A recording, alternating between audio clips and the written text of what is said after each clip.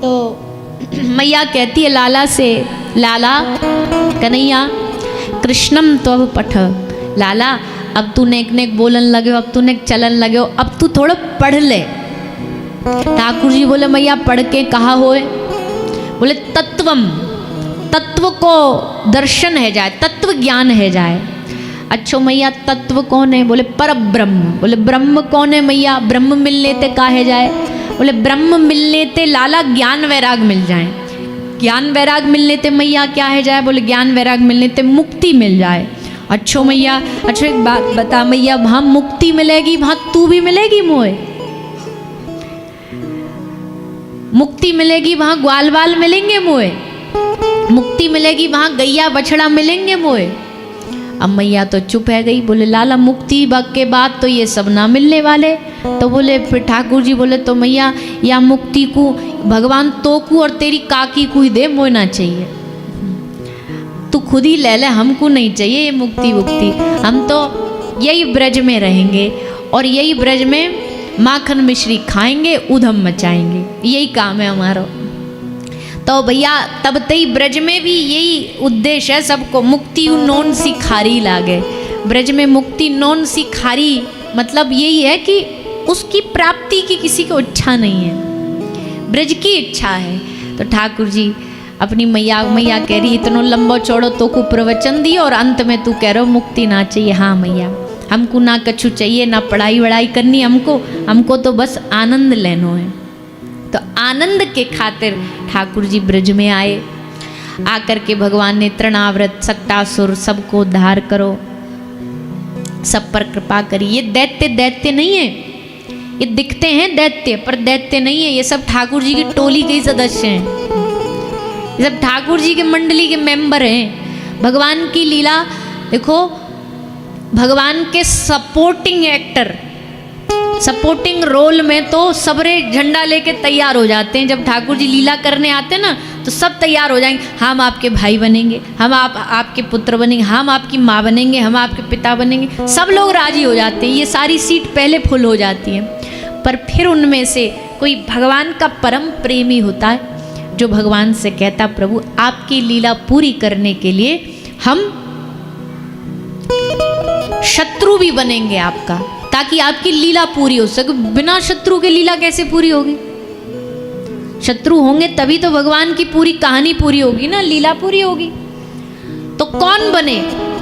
सब लोग हाथ खड़े कर देते हैं, पर फिर कोई भगवान का उन्हीं में से प्रेमी प्रभु के पार्षद जय विजयी तो बने, रावण कुंभकर्ण बने, हिरण्याक्ष हिरण्यकश्यपु बने, शिशुपाल दंतवक्र बने।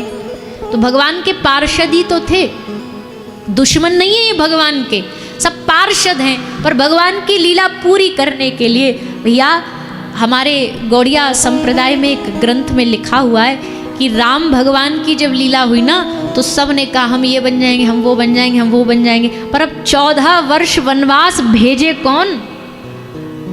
ये वाला पात्र कौन लेगा? तो कैकेयी माँ ने बड़ी हिम्मत से कहा कि ये जो कलंक है ये मैं अपने माथे पे धारण करूंगी, मैं धारण करूंगी, मैं इस कलंक को लेने को तैयार हूं, ये मेरे माथे पर लग जाए कोई चिंता नहीं है। तो उस ग्रंथ में लिखा है कि कैकेयी माँ ने जब ये संकल्प लिया कि मैं कलंक अपने माथे लूंगी, ठाकुर जी ने कहा वाह माता तूने कमाल कर दिया। द्वापर त्रेता में तुमने कैकेयी बन करके कलंक माथे पर लिया, द्वापर में मैं तुम्हें अपने माथे पर धारण करूंगा और 24 घंटे धारण करूंगा। तो ग्रंथ कहता है कि वही कैकेयी माँ द्वापर में मोर पंख बन करके श्री ठाकुर जी के मुकुट पर हमेशा धारण रहती थी।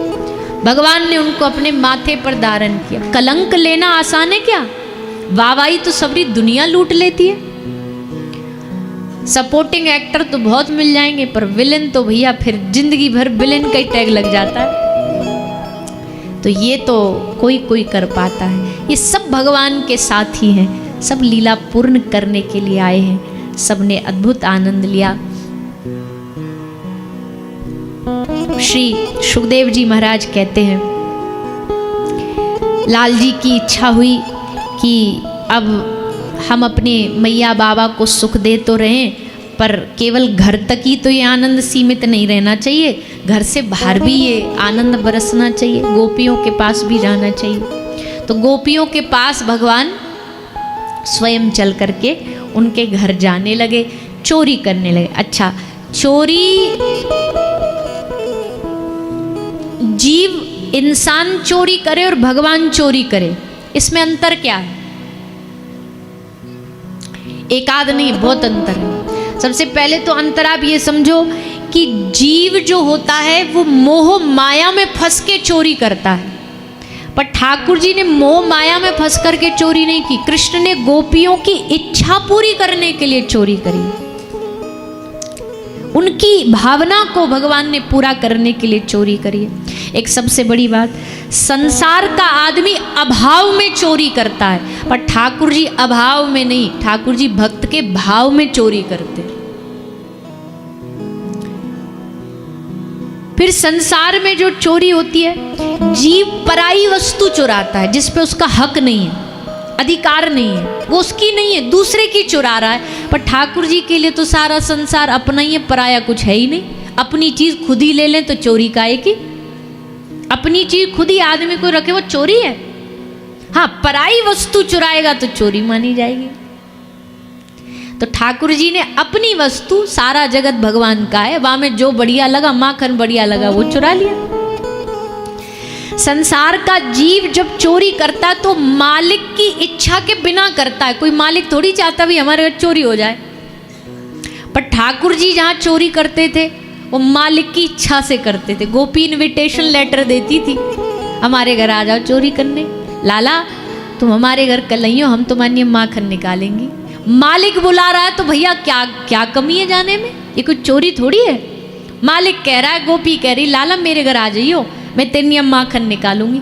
हाँ, आनंद बढ़ाने के लिए ठाकुर जी ने एक ट्रिक लगा ली कि जब ये नहीं होगी ना तब जाएंगे चुपचाप, तब मजे से माखन खा के आएंगे। पर बुलायो तो गोपी नहीं है, कोई चोर को घर थोड़ी बुलाता है अपने, पर गोपी चोर को घर बुलाती है। संसार की चोरी में हिंसा होती है, छल होता है, बल होता है, पर ठाकुर जी ने ना कोई छल किया, ना बल लगाया, ना कोई हिंसा करी, कोई चोरी में हिंसा नहीं करी। और भैया सबसे बड़ी बात, चोर की चर्चा कहने और सुनने दोनों से पाप बढ़ता है, पर ये अकेला चोर एक ऐसा है जिसकी चर्चा कहने और सुनने से आनंद भी मिलता और पुण्य भी मिलता। चोर की चर्चा कहीं हिस्ट्री में सुनाई जाती है? इस चोर की चर्चा सुनाने के लिए देखो पूरी पूरी 7 दिन की कथा रची जाती है। पंडाल लगाओ, टेंट लगाओ, माइक लगाओ, ये बुलाओ, व्यास बुलाओ, वक्ता बुलाओ, किसकी कथा सुनने के लिए? चोर की कथा सुनाने के लिए। चोर की कथा सुन रहे हैं और आनंद बढ़ रहा है, चोरी में भी आनंद आ रहा है। संसार की चोरी और ये जो चोरी है, इसमें जमीन आसमान का फर्क है। भगवान ने मन बनाया कि अब हम गोपी के घर जाके माखन चुराएंगे। तो गोपी के घर चुराने से पहले ठाकुर जी ने सोची एक बार घर में ट्रायल मार लें, तो उन्हें एक्सपीरियंस है जाएगा, अनुभव है जाएगा। तो अपने घर में गए, माखन चुरा रहे, मैया आ गई। मैया ने कही कहा कर रहे हो, चोरी कर रहे हो, यहाँ खड़े हो कि चुरा रहे हो, माखन चुरा रहे हो? अरे ना ना मैया, देख तेने मो को इतने बड़े बड़े भारी भारी ये हाथन में कड़ूला पहरा दिए, कंगन, सोने के कंगन, सो मेरो हाथ जल रहे हो मैया, एकदम लाल है गो, जलन है रही बहुत जोरते। तो कैसे वाकू ठंडो करूँ? तो मैंने माखन में हाथ डाल दियो।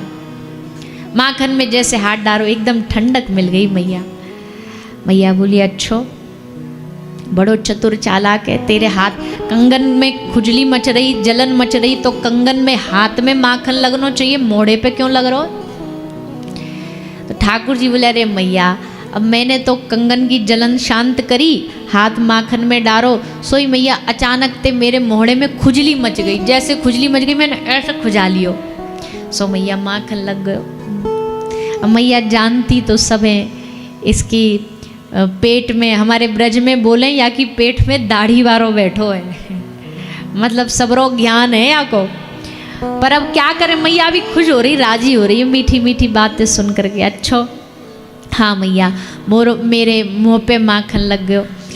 मैया बड़ी आनंदित होती है कि चलो बहाने बना रहा है, पर कम से कम अपने ही घर में तो चोरी कर रहा। पर ठाकुर जी मनी मन कह रहे मैया अभी रुक जा तू, अभी तो हम ट्रायल बेस में चल रहे हैं। ट्रायल जैसी सफल हो जाएगी फिर हमारे उधम देखियो तुम। और फिर तो महाराज ठाकुर जी ने सो उधम मचानो चालू करो सबरे ब्रज में।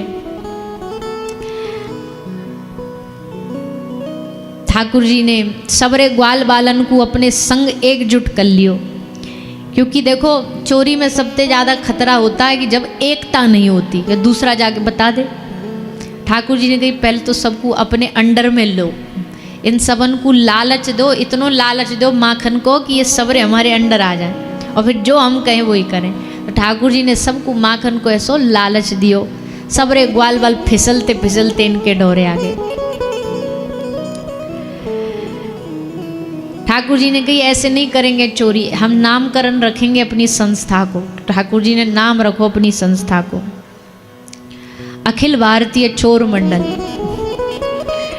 ठाकुर जी ने अपनी मंडली बना ली। मंडली बड़े आनंद से सबरे ब्रज में हल्ला मचाती घूमती है।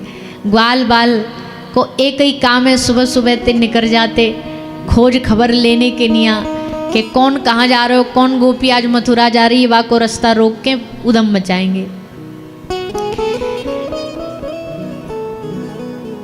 अभद्रता कहीं नहीं थी, अमर्यादा कहीं नहीं थी, बस आनंद था।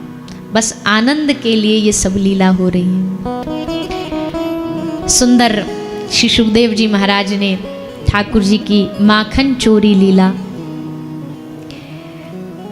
गोपियां आती हैं मैया को कहती हैं मैया वत्सान मुंचत क्वचिद समये क्रोश संजात हाशः।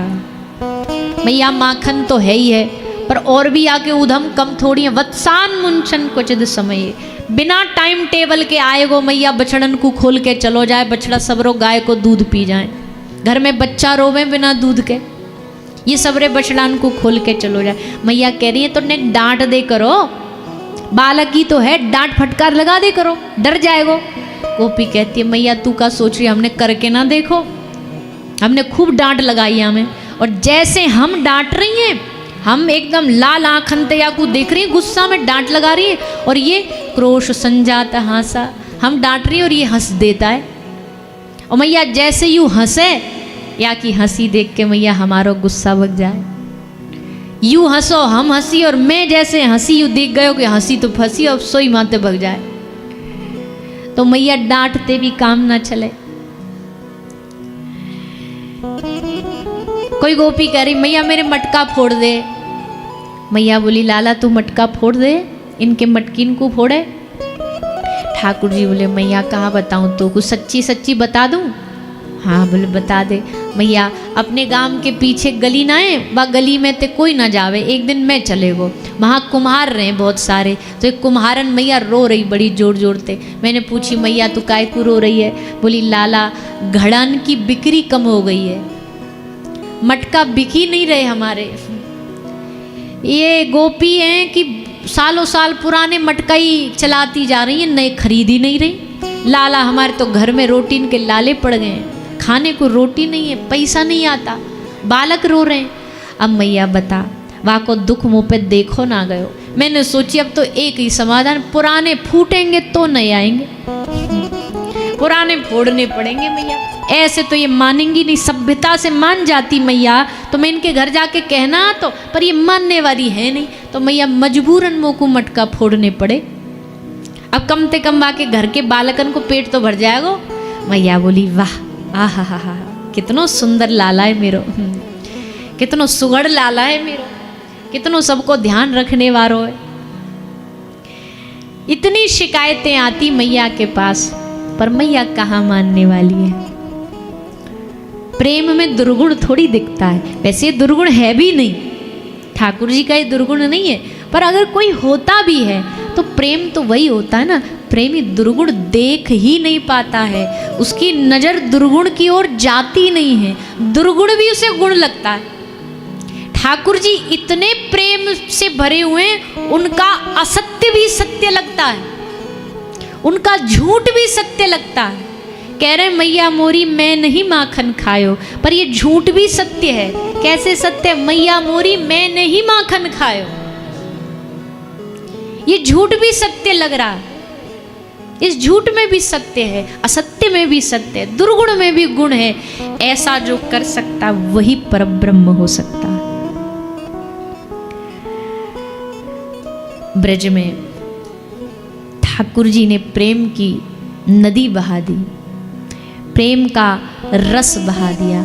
आज तक भी अगर वो ब्रज की भूमि प्रेम के लिए जानी जाती है, वृंदावन उस रस के लिए जाना जाता है, तो उसका कारण ये लीलाएं हैं।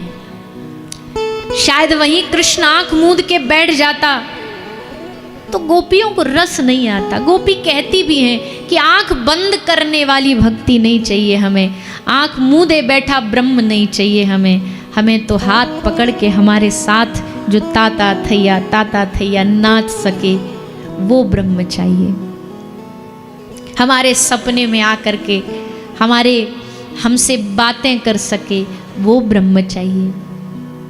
ठाकुर जी जागत सोवत, केवल जगने में ही नहीं, जगने में तो चलो ठीक है सब लीला हो ही रही है, सोवत सोने में भी गोपियों को एक क्षण के लिए कृष्ण से वियोग नहीं होता। सपने में भी उनको पूरी रात कृष्ण ही दिखाई दे। सुबह सुबह कैसे आ गए कन्हैया? काम धंधा नहीं क्या इनके पास? इतने ब्रह्म मुहूर्त में गोपी कह रही है दूसरी सखी को, मेरे घर कन्हैया आयो आज। दूसरी बोली अरे बाबरी, सुबह के समय अपने घर रहेगो कि तेरे घर आएगो?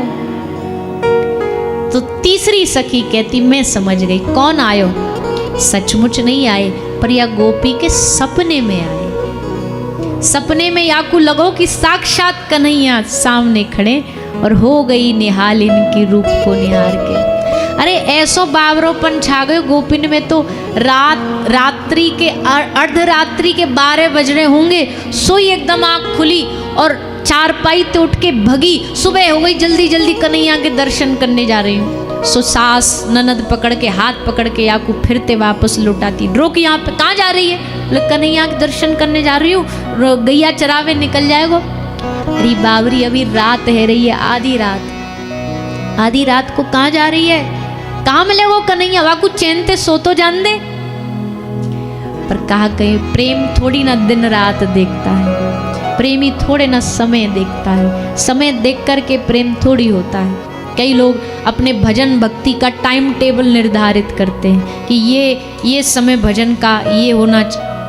आरंभिक के लिए तो ठीक है, क्लास में एंट्री हुई है तब के लिए तो ठीक है, पर प्रेमी को क्या पता सोते सोते याद आ जाए भगवान की, सोते सोते आंसू बहने लग जाए, आधी रात को याद आ जाए। सुख का दुख का कोई समय थोड़ी होता है। आप कभी निर्धारित थोड़ी करते हो कि भाई चलो अब 4 बजे हमारा रोने का, दुखी होने का समय। ये तो भावना है, भगवान की याद भी भावना है। कभी रात को आ सकती है, कभी दिन में आ सकती है, कभी भी तो चलने नहीं देती। कैसे नहीं चलने देती? पीछे से आवाज आती है, मानो कन्हैया बुला रहा हो। अरे ओ सखी कहाँ जा रही है? अरे देख मोकू देख ले, मैं सज धज के आया हूँ। चलती चलती रुक जाती हूँ, और रुकूं जब वो न रुकने दे। रुकते समय क्या याद आती है? अभी पीछे से आवाज दे रहा है, और जब रुकती हूँ तो लगता है सामने आके और इशारा दे दे के कह रहा आजा सखी तू काय गुठाड़ी आना मेरे पास। रुकने भी नहीं देता, मिलूं औरों से न मिलने दे। तुम्हारी याद ने कैसा कर दिया, मिलने तक नहीं देती किसी से। आज सामने कोई खड़ा है, बातें उससे होती हैं, पर दिमाग में दिल में केवल तुम घूमते रहते हो। तुम्हारी चर्चा, तुम्हारी लीला चलती रहती है। किसी से मिलने लायक नहीं छोड़ा किसने? तुम्हारी याद ने। सुबह और शाम आती है, रात भर वो रुलाती है, चैन हमको नहीं आता, बताओ क्या करें मोहन। तुम ही बताओ, तुमने ये रोग लगाया तो दवाई भी तुम्हें ही पता होगी। ठाकुर जी कहते बढ़िया है ना गोपी, ऐसा रोग तो सबको लग जाए। भैया ये रोग इससे बढ़ के तो कोई सौभाग्य नहीं होगा। भक्ति में कभी कभी बेचैनी होती है, शरीर बेचैन होता, मन बेचैन हो। वो बेचैनी बुरी नहीं होती है, वो बेचैनी भगवत प्राप्ति की बेचैनी होती है। जैसे कोई चाह करता है आदमी, उससे नहीं मिलती तो कैसे बावरा हो जाता है। नशेड़ी को नशा नहीं मिलता तो दिमाग, दिल, हाथ, पांव सब काम करना बंद कर देता है। वैसे प्रेमी को कभी कभी भगवान की इतनी याद बढ़ जाती है कि बोल नहीं पाता, चल नहीं पाता, हाथ कांपने लगते हैं, शरीर में वो सारे भक्ति के विकार उतर आते हैं। तो हमको तो लगता है कुछ डिफेक्ट है इस भगवान में, चलो परीक्षा लेके देखते हैं। तो भगवान की परीक्षा लेने के लिए भगवान के प्रिय ग्वाल बाल बछड़ों का हरण करके ले गए। ठाकुर जी ने देख लिया अपनी दिव्य दृष्टि से, अच्छा हमारे ग्वाल बालों को हमसे दूर करोगे, हमारे बछड़ों गैयाओं को हमसे दूर करोगे। ठाकुर जी ने ब्रह्मा जी को शिक्षा दी। कैसे शिक्षा दी? भगवान ने नई सृष्टि बना ली, भगवान ने नई सृष्टि का निर्माण कर लिया, ग्वाल बाल बछड़े बछिया सब स्वयं बना लिए। तो इस प्रकार श्री ब्रह्मा जी का मान का भगवान ने मर्दन किया। 5 वर्ष की अवस्था में भगवान श्री कृष्ण ने गाय चराना शुरू किया। आज हम एक पुस्तक पढ़ रहे थे, उसमें हमने एक लाइन पढ़ी, पहली बार पढ़ी, कुछ नई, कि गौसेवक राम जी भी थे, गौसेवक भगवान कृष्ण भी थे, पर दोनों की सेवा में क्या अंतर है? राम जी ने गाय दान बहुत करी पर सेवा नहीं करी कभी शरीर से। क्यों? क्योंकि राजा थे, राजा होने के नाते कुछ मर्यादा थी कि जा नहीं सकते। तो राम जी ने सेवा के रूप में दान बहुत करी, ब्राह्मणों को खूब दी। समन्ता 10 योजना, एक कथा आती है राम जी की। एक ब्राह्मण आया तो उन्होंने, राम जी ने एक दंड लिया और उसको कहा कि ये जहाँ तक हम फेंकेंगे, जहाँ ये गिरेगा, यहाँ अयोध्या से लेके वहाँ तक बीच में जितनी भी गाय होंगी सब तेरी। तो समन्ता 10 योजन तक ठाकुर जी ने उसको फेंका, और जो दंडा वहाँ जा कर के गिरा उसको गौर दंडा, एक स्थान है गोंडा उसका नाम है, वो इसलिए पड़ा कि वहाँ दंड जाके गिरा। तो उसके बीच की जितनी गाय थी सब ब्राह्मणों को और उसको दान कर दी। तो दान बहुत करी राम जी ने, पर राम जी को एक हमेशा खलता रहा कि हम राजा बन गए, इसके कारण हम कभी सेवा ना कर पाए अपने हाथ से। अगला अवतार ऐसे लेंगे जिसमें हम कोई राजा महाराजा नहीं बल्कि ग्वारिया बनेंगे, और ग्वारिया बन के अपने हाथन से गाय की सेवा करेंगे। तो इसलिए राम जी ही ये लीला बना करके कि ग्वारिया ग्वाला बने ठाकुर जी, पाग बांध के, कामरिया लटका के, अपने कमर में काछनी बांधे, हाथ में एक सुंदर सा लेकर के लकुटिया, चलते ठाकुर जी गैया चराने के टाइम। और फिर भगवान ने अपनी पूरी इच्छा इस अवतार में कर ली, स्वयं जाके अपने हाथ से खिलाना, अपने हाथ से जलपान कराना। वैसे तो हम तो ये कहते हैं भैया सेवा तो सबको अपने हाथ से ही गौ माता करनी चाहिए, पर चलो कई ऐसे भी हैं नहीं कर पा रहे शरीर से सेवा, तो कम से कम हम कहते हैं अपने आसपास कोई फार्म हाउस, कोई फैक्ट्री सबकी है यहाँ पे जो सब लोग हैं, तो वहाँ पे गाय रखो, वहाँ पे गाय रख के उनकी सेवा किसी ग्वारिया से करवा दो। यहाँ तक कि हम तो कहते हैं सोसाइटी के कुछ लोग मिल कर के एक जगह बना लो, अपार्टमेंट के लोग मिल के एक जगह बना लो,